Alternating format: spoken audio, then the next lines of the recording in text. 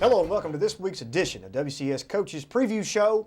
I'm your host, Jeremy Qualls, and with me are the head coaches of Ravenwood High School, Will Hester, and Franklin, Donnie, Webb. How you guys doing today? Good. Doing good. Thank you so much for joining us. This week's a pretty big week for you guys. I'm sure your stress levels are low, your blood pressure's low. We're deep into the season. Franklin, you're sitting at 6-1, 3-0 in the district. Coach Hester, you're sitting at undefeated 7-0, 3-0 in the district. Somebody's got to lose a district game, unfortunately, but it's going to be an epic showdown for you two guys. Before we begin today, I want to talk about we had a special award this week. Van Jefferson from Ravenwood High School got selected for the All-American U.S. Army game. Check out this clip real quick and we'll be right back. Now, it is my privilege and honor to announce that Van Jefferson has been selected as a 2015 U.S. Army All-American. Van embodies the characteristics and values of an Army-strong soldier, and we're proud to have him on our team. Van, on behalf of the Secretary and Chief of Staff of the United States Army, it is my pleasure to welcome you to the U.S. Army All-American Bowl Class of 2015.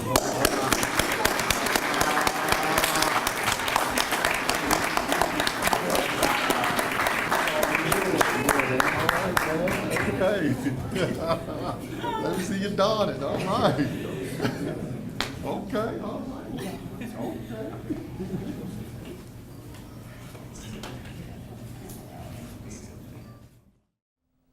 Van Jefferson, once again, U.S. All-American selection. That's pretty special, Coach. What do you think about that? I mean, it's about as special as it gets as far as I'm concerned. Van's a great player, but he's an unbelievable kid. His parents have done a wonderful job raising him. His dad's done a wonderful job of grooming him as a wide receiver, and it's just a blessing for him for his talents to get noticed like that. You got to think, maybe in his off season or his downtime, who he's running routes with probably. His dad, Sean Jefferson, is the receivers coach for the Titans, and I'm sure he's gotten some pointers from those guys along the years. What do you think? Definitely. I mean, he spent most of his childhood growing up running routes with Calvin Johnson at Detroit, so that's not a bad way to work it out. It's not a bad way to go. But tell me a little bit about the selection, how it went down, how they contacted you, and how that originally went. Well, 247 Sports does the selecting for the U.S. Army All-American game, and they're based here locally. So what happens is he went to a camp and did really well. He's named the MVP of a NFTC camp in Birmingham, where he received his invitation to the opening in Oregon. That was this past summer where he attended as well, and from that is when he got invited to the U.S. Army All-American game. Well, that's an honor that only 45 kids in the country get to go to and attend. That's special for our system, special for your team, special for you, I'm sure, as a coach. And like you said, he's a fantastic representative for your team, for your school, and for our system. Once again, that's Van Jefferson going to the U.S. All-American football game. Let's talk about some more players. Coach Webb, we talked a little bit earlier off air about some underrated players. And for a region and from a district perspective, we know about these players, but maybe outside our region area that don't get enough publicity as some of these guys get.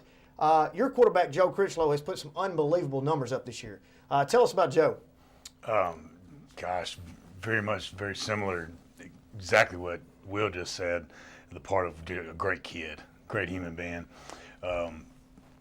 As a quarterback, he's been in the system 3 years, and I think that has really helped him. And then the fact that he's got a skill level that he does.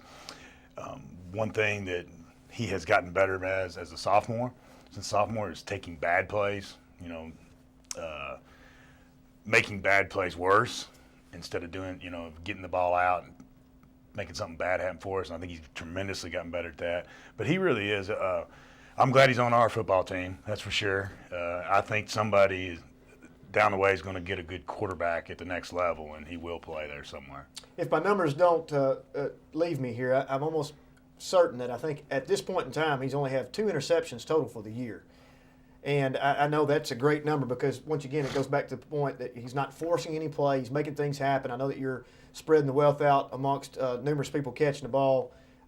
He also has an ACT score that's pretty high as well, so that helps with your football IQ on the field. So, I mean, if you could handpick somebody with the size that he has, the football IQ that he has, and the mentality to go out and be your on-the-field general, I guess Joe Critchlow is your guy. Oh, without a doubt. When I walked in, he was already there, standing there, obviously, and he's the quarterback. So, well, on the other side of the coin, I think one of the most underrated players in the district, in the region, in the mid-state, is Austin Percy.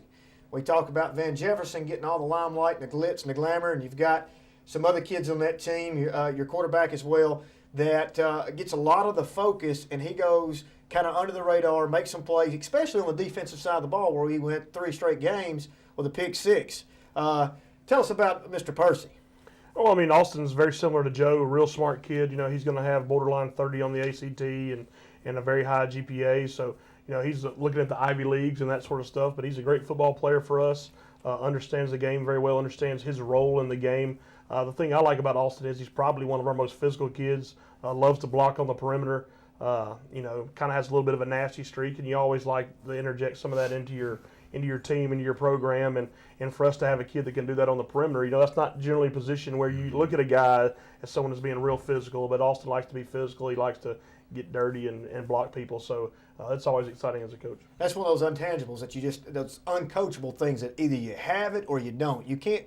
It's hard to instill that heart and toughness into a kid, and like you said, in those skill positions, or you know, the athletic skill positions usually are much touch and go. Sometimes even they can be prima donnas in some spot. But when you've got a kid that's going to go out there and knock somebody's head off and make those plays happen, it just it makes it even better. We talked about your district records. Both of you are undefeated in the district right now. And, you know, Ravenwood traveled down to Dixon last week, had a big game, 34-0, one of your 3 shutouts on the year point-wise. You're also averaging 36 points per game. So we're putting up the points. We're shutting the other teams down. Tell us a little bit, as a coach, in this undefeated streak that you have going right now, especially getting into the heart and the meat of the schedule, and probably the toughest game right now, definitely to date, if not the rest of the way out. How do we stay focused? How do our guys say, you know what, you go to Dixon, you're a heavy favorite. How do we stay focused? Oh, well, I mean, it's a struggle. You know, when we've played games, we played Independence, Overton, and Centennial back-to-back-to-back. That's emotional games for our kids. Obviously, the 2 district opponents, and then, you know, our only regular season loss last year was to Overton. So, you know, there was some extra emotion tied up in that one. You know, it's difficult. As a coach, those are the weeks where we have to earn our money. I mean, it's easy to go to practice now to get ready for Franklin. It was easy for Centennial.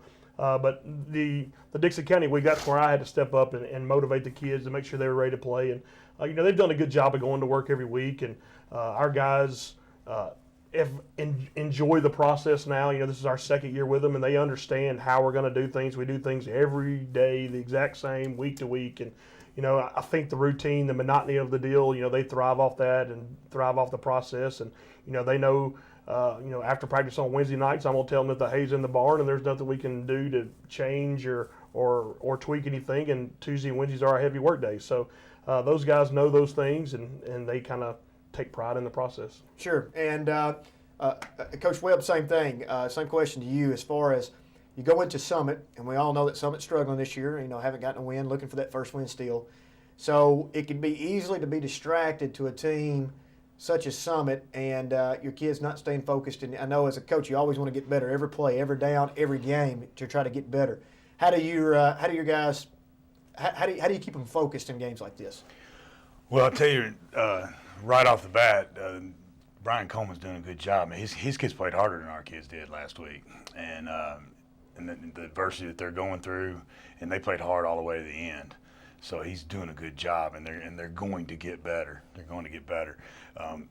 It does come off of me, and I told them very similar, like Will said, it has to come from the coaching staff. We got to have the energy. Sometimes when you get, you know, on TV and college, they always want to talk about trap games and all that type of stuff. With high school kids, you try to talk to them, you know, you only got 10 opportunities, and you don't know if this one's going to be the last one, you know. And so you try to get them motivated to play in that way. I told them I did not do a great job last week of me from that part, and I thought we got through it. We got through it, and now we just start back over again, part of the next week's process for the next football team. Well, it's like Coach Hester said, we don't have to get up for these type games. Oh, without a doubt, they're all no. pumped up. Your student sections, you know, we got the Rebellion right now, and G2 Bar is trending on Twitter. It's just, I'm telling you, of all the county, you two right now have the strongest student sections. It's going to be really fun to be at this game and see that. But back to the original point is, it is so easy to get into those trap games. And you both had a trap game last week, if you will. I think everybody thought and predicted that you both would win, but how would you come out? Would it be a strong outlook, and you end up being 69-10 on a combined score. But at the same time, it's like you said, there's a lot of things that people may not see on the film that, those blocks and those things where those kids are playing in the trenches are playing harder than your kids because they know that possibly that you can overpower them at any time. I know that the score was relatively close up into halftime or somewhat, and then you guys kind of pulled away. So, now that we've gotten that game out of the way, both teams are now in the sights focused. Pretty much going to come down to it could be that the winner of this game, if it finishes out the season, could win the championship. And I know that is a thing that is probably on both lists for both programs.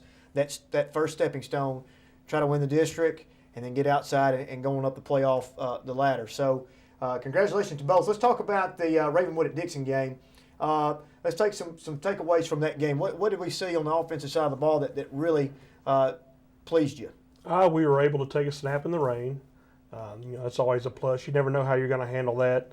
We played in a little bit of rain against Centennial and did okay. But, to play in a basic, monsoon for 3/4 of the game, it is what it is. But, we were able to do that. It was sloppy.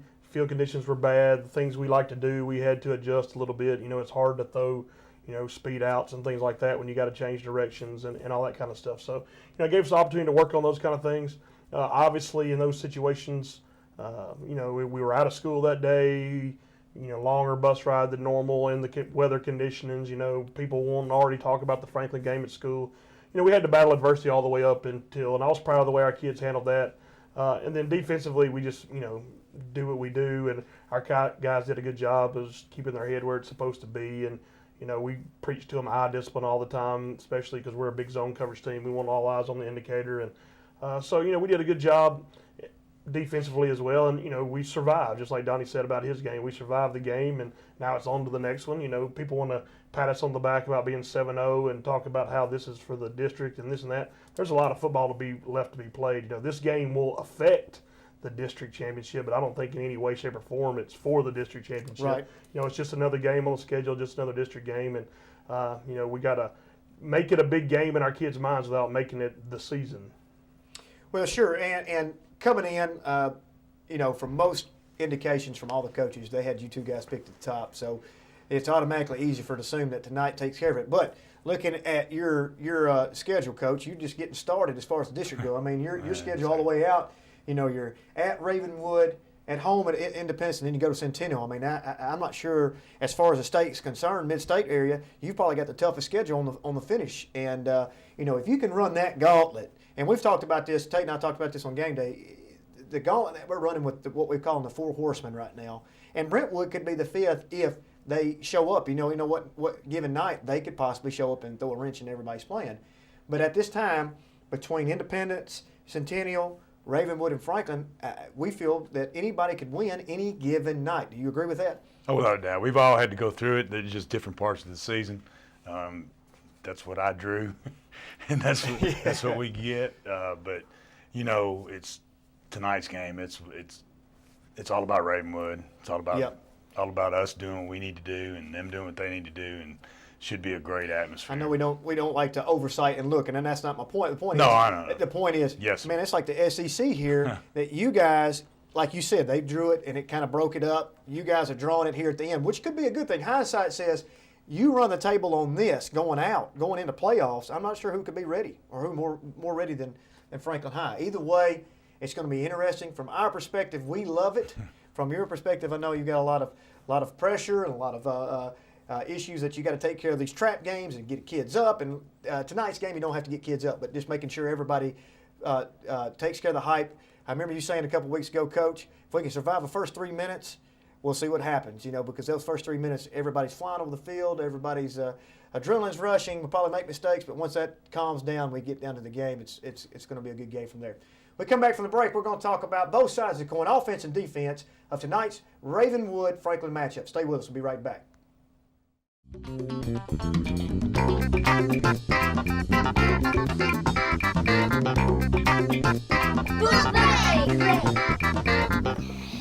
my name is Cameron. My book is called Diary of a Wimpy Kid, Logic Rules. It was really funny. I picked this book because I read the first Diary of a Wimpy Kid and I really liked it.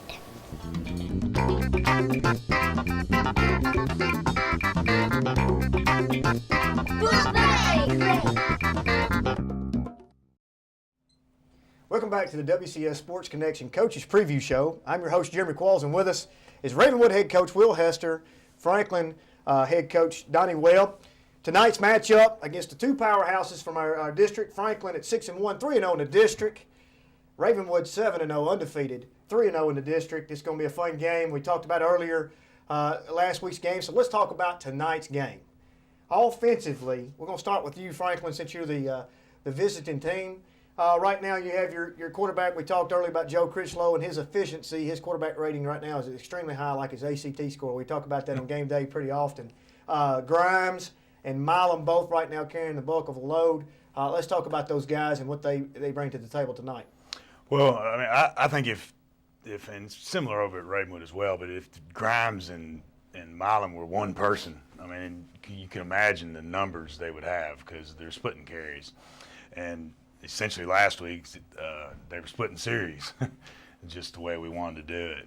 But we got to get them going. We got to get the running game going.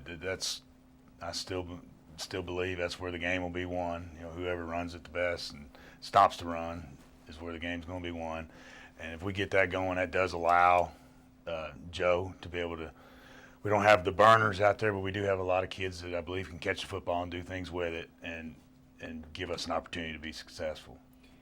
Okay, Ravenwood, we got glitz and glamour stars all over the field. Of course, I always say that with Van Jefferson, and what that does is open up these other lanes for these other kids when Van Jefferson gets the predominant bulk of the defensive. If you watch them, they always kind of shift to his side, and that leaves all your other guys open, which makes you guys so deadly. So let's talk about Percy and the Rowland brothers and your quarterback Brown, who the games that I've seen him play so far really does a good job of picking his times of when to tuck it and go, when the receivers are covered well and he sees those lanes open. Let's talk about your offense right now. Yeah, I mean, we try to be balanced. I think we're a lot more balanced as an offense this year than we were last year. I think last year we were more pass predominant than we are this year. I think a lot of that has to do with Cole's ability to run the football, and we're able to do some more things in the run game with the Rowland brothers, and then Cole as a threat to read it and take it out the backside and that kind of things. And it does open up stuff in the pass game for us. I think earlier in the year Van was probably getting more of attention than he is lately. Not necessarily because he's any less of a player. I think we're into the meat of our district schedule now. If you're going to win the football game against us, you're going to have to stop the run, just like Donnie said. So, it's difficult to gimmick up the defense on, every down to stop a wide receiver and be able to stop the run. So, Van will get some special things in third down, that kind of stuff, I'm sure. But, it's just taking care of the ball. I mean, whoever protects the ball the best is going to win the game. And knock on wood, at times we protected the ball pretty well. And if we do that again, we'll have a chance. And if we lay it on the ground, we won't. Okay, let's talk about your OCs real quick. Okay, you go into the game. Who calls predominantly the bulk of your plays? Is that you yourself, or you share the load, or your OC takes care of all of it? They send me to the other side because you're the doctor of defense. I understand that, right? Run. Yeah, you have the old saying like we're going to throw the ball 4 times tonight, and 3 of it's in warm-ups, right? That's right. Dan Winfrey is our offensive coordinator. Has been in the system. He was at Brentwood when Will was there, and great guy. Does a super good job. What about on your side? I'm calling the offensive plays right now, but I have guys that give a lot of great input. We kind of divvy up the duties on who's watching what, and we've had a lot of great suggestions this year that have ended up in home run plays for us. So, but just like Coach Webb was mentioning, Coach Winfrey, he's one of the. I've learned a lot of offense from Coach Winfrey, and a lot of things I do are come from him and things that he's taught me along the way. And it's hard for me. This game's hard for me because it's 2 of the guys over there coaching that I respect the most in the game. And you like to compete against those guys, but you don't want to compete against your friends. It makes it difficult. Yeah, sure. And I think you all have such a deep respect for each other. And I mean, it's kind of funny because we all get along real well. And when you go coach, and and you're playing against one of your friends or your coworkers in the system, it makes it difficult. But everybody has a deep respect for each other, and that makes it interesting. Before we get to the defensive side of the ball, let's talk about preparation. As a basketball coach, I used to love the 2 days, maybe 1 day out of the preparation when we called walkthroughs and we went through and we looked at the scouting reports. I really enjoyed that. Does that, when you go into the offensive scheme and you get with your coaches during the week, let's talk about preparation, okay? We look at the tape of Franklin playing, building up to this week, playing all the games that they've played defensively, and then we look at the side of the ball offensively. How do you combat that? What do we do? Give us an inside access, if you will, of leading up, working out scout team defense, and working on your offense going into the game. You know, our preparation generally starts the morning after our previous game. Our coaches each one of them have an assignment. So if we're talking about offense, each coach on our staff has an assignment to do as far as the breakdown goes for Franklin. So those guys did all that on their own on Saturday. We got together as a group Sunday afternoon and decided, how we thought, Franklin would try to play us, and then how we would attack that. And then, that we make those decisions on Sunday. We generally try to leave Sunday with some semblance of a game plan that we may tweak throughout the week based off of how practice goes and how things look against the scout team. And then our Monday, Tuesday, Wednesday is the same every week. Mm-hmm. We expect it to be a freshman JV doubleheader type day, so we build our plan that way, and we'll go out with just the older kids, just the varsity kids on the field right after school, and we'll get the game plan installed. We'll get any corrections made. We'll have, some light individual work and get our conditioning and all that kind of stuff done. And we'll come in and lift and watch the film. We usually watch a little film of the previous game and then film of the opponent. And then Tuesday we kind of do the same thing. We lift before practice on Tuesday, so half our team is meeting with their position coach, half's lifting. And then we practice and then, do the same thing afterwards. So scout team, we actually script out who the kids are on the scout team. I hate having to yell for a left tackle or yell for someone to fill in on the scout team. So we'll post on the board at the beginning of each week who the scout team players are. That way that it's scripted out. Obviously you may have a kid sick or something and fill in, but I think that's a huge part of preparation is getting a good quality look, and we can't necessarily do that with just random kids. We got to kind of put those kids in those positions, and knock on wood, they've done a good job of getting us prepared. It's hard to we don't have a bunch of Joe Critchlows running around, so we can't simulate that, and we don't have any guys on the scout team with bursts like Malik Grimes, but we do a good job of giving ourselves a look. And Coach, when you go into your meetings with your guys, especially your OC, they tell you to just stay at the other end of the table, or you're over there cringing when we're saying we're going to look at this pass. But in all seriousness, when you put your packages in versus their defense versus tape, take us through your week. Very similar. It really is. Because of huddle, we talked about it before. Sure. Each coach has got certain different things they put in, and then we communicate text most of the time, call on Saturday, but then meet on Sunday afternoon. And then very similar practice-wise, just like I've talked before, just the same as them. I've got, if we don't have it in by Wednesday, I won't do it, Sure. and because I've tried it before and it never works. The kids don't know it, and so like he says, we got to have our work done by Wednesday, and so you see what you get tonight. The only way I'm different is, and it's my own fault, I'm too stubborn. Defensively, I'd like to put it all in myself, and that's because you learn it. You learn it if someone else is putting it in on the computer compared to you watching it. Sometimes I do it that way a little bit. Something that caught my attention is the maturity level that you need your scout team to be at. I always find it hard to get. It's impossible to get a game like look. I mean, it really is. It's just like you said. I don't have a Joe Critchlow, because if Joe Critchlow's on my team, he's going to be on the main starting reps, looking at those things. So it's really important to have a mature scout team that understands their role and goes out there and takes pride in that. I mean, do you agree with that? I mean, just to give you a game-like look or some type of semblance of what you're going to see. Absolutely. I mean, we two platoon up front on the offensive and defensive line. So when we call our scout team offense, it's our starting offensive line. And we try to protect our brother when we're out there at practice. We're not doing stupid stuff, We'll play some teams that'll cut block all the time. We're not doing all that kind of stuff. Sure. We'll work on that separately. But, we're going to give ourselves the best look that we can. And in order to do that, it's got to be as good on good as you can get. All right, real quick, let's flip the script, flip the coin. We're going to your side of the ball, the defensive side that you love so much. So we watched the game film. We've seen the star power that Ravenwood has. Defensively, you have right now playing really well for you. Page and Philby have been tough. So let's talk very quickly, very briefly about those two guys and defensive, what we expect to see tonight. Well, you know, hope those two can control the line of scrimmage, give us an opportunity, because we don't have any Van Jeffersons and Austin Percy's back here to cover those guys. And so the only way we can get more out of the box is we got to be able to stop the run. And so I think it's huge for our defensive line and our inside linebackers to play well, to not let the Make sure you contain those edges where if Brown happens to go.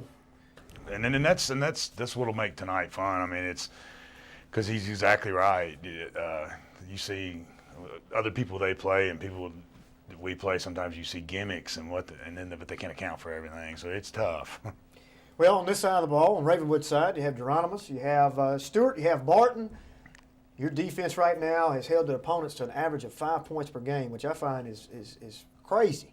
I mean, that's over 7 games. That's with 3 shutouts there, and 1 including against Centennial. That's impressive. So let's talk about your defense real quick. I mean, you know, there are guys that have been playing for 2 years now, and you know, this time last year we had guys going the wrong way and busting assignments and things like that, and you know, we have less of that this year. I'm not saying we don't have any of that, but I think our kids play hard.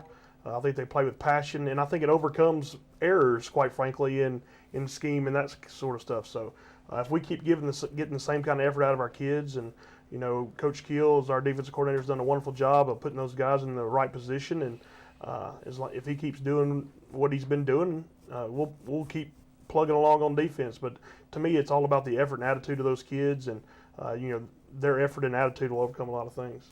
Once again, we don't have to get up for tonight's game, so let's just get to the chase. We got 2 high-powered offenses run by 2 great quarterbacks with some great skill players around them.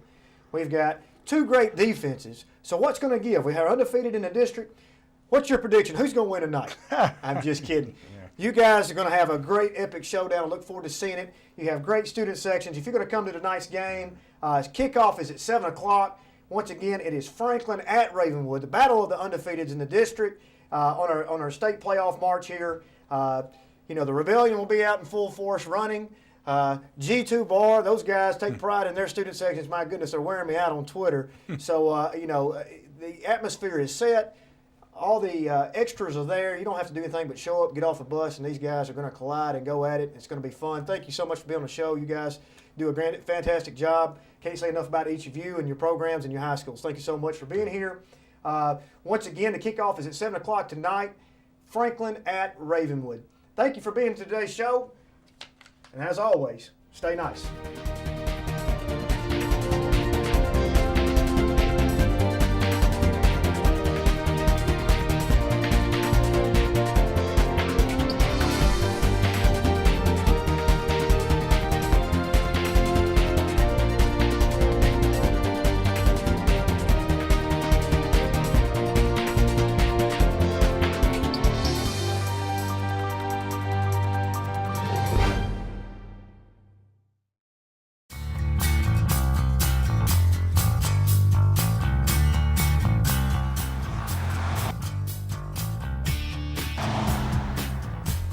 When sharing the road, reaction time is important.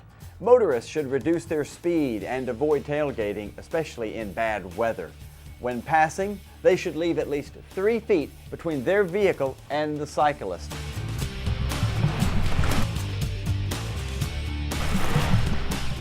Cyclists have the same rights and responsibilities as motorists. They should travel in the same direction on the right hand of the road and obey all traffic signals. Responsible cyclists care about the image they portray and are courteous to others with whom they share the road.